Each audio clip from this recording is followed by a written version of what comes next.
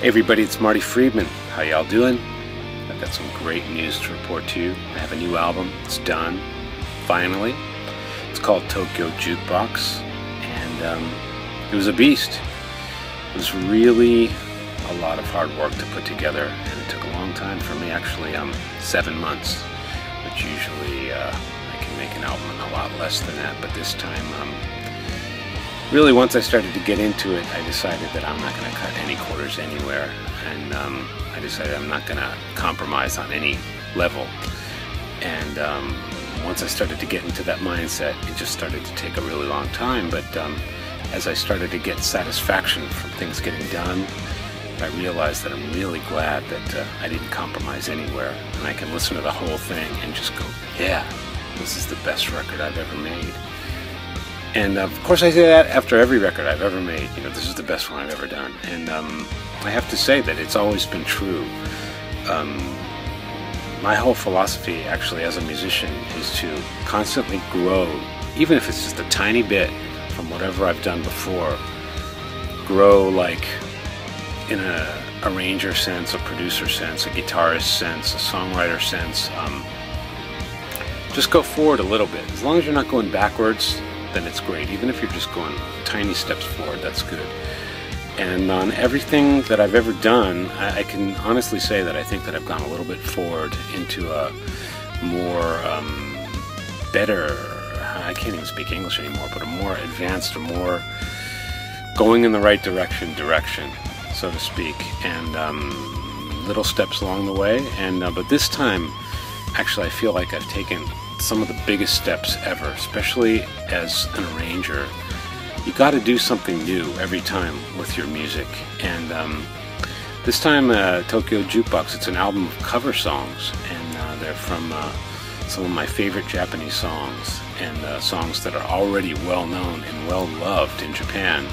So there's really no reason to copy them, really, you know. So that kind of put the responsibility on my end to, like, wow, these songs are already loved by so many people. What am I going to do to make them better?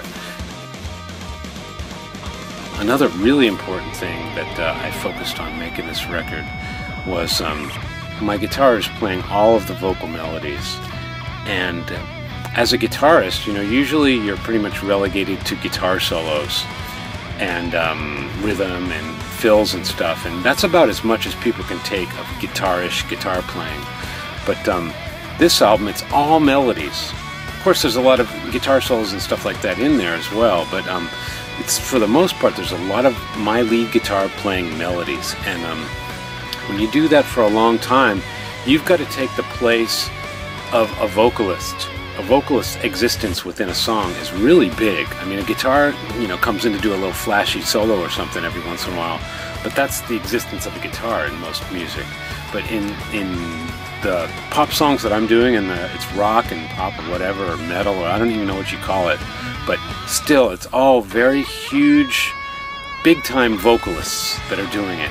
So my guitar has to take on the persona of these lead vocalists and keep the listener's attention to the same extent of these people who are employing their great vocal talent, as well as the lyrics and the meaning of the lyrics. So that's a lot of responsibility on a lead guitar. You know, I just can't do a bunch of tricks and have everybody sit through the song like it's, you know, like it's a hit song. You know, it's really important that my guitar played the part of a lead vocalist throughout the whole album. And that was the biggest challenge, and I've never had to do that to such a huge extent before. So my guitar is really singing, and I think guitar players might notice this if they analyze my playing on this record, that it is definitely the most, probably hardest for anyone else to copy record. Not that that's anything good or not, it's just the fact, because when I went back to listen to the stuff that I'd done, I really took every note as if it were a human singing and tried to put that kind of emotion into every note. So each phrase is phrased completely different. It's not just playing the melody on guitar.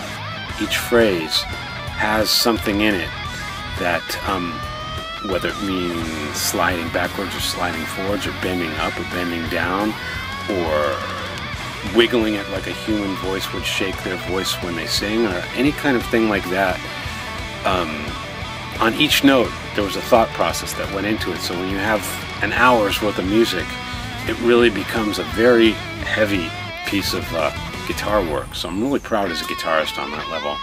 And as an arranger, it was really a great challenge as well, because I had to do an arrangement that's completely different, and in my opinion, more cool and more like me than the original arrangements, which I liked in the first place. So that was kind of a big hurdle. I was glad to overcome that. I think it just rocks hard on all levels, and I don't think it has any genre or anything like that. It's certainly not typical instrumental music, and it's certainly not typical metal or typical guitar music or anything like that. It's just my stuff, man. If you like my playing at all, you really like it. If you hate my playing, boy, you're gonna hate this record. So anyway, you know, I'm looking forward to releasing it not only in Japan but around the world, and to introduce these great songs to everybody, and introduce my playing to people who haven't heard it yet. So anyway, Tokyo Jukebox. I hope you all get a chance to check it out, and I'll talk to you soon.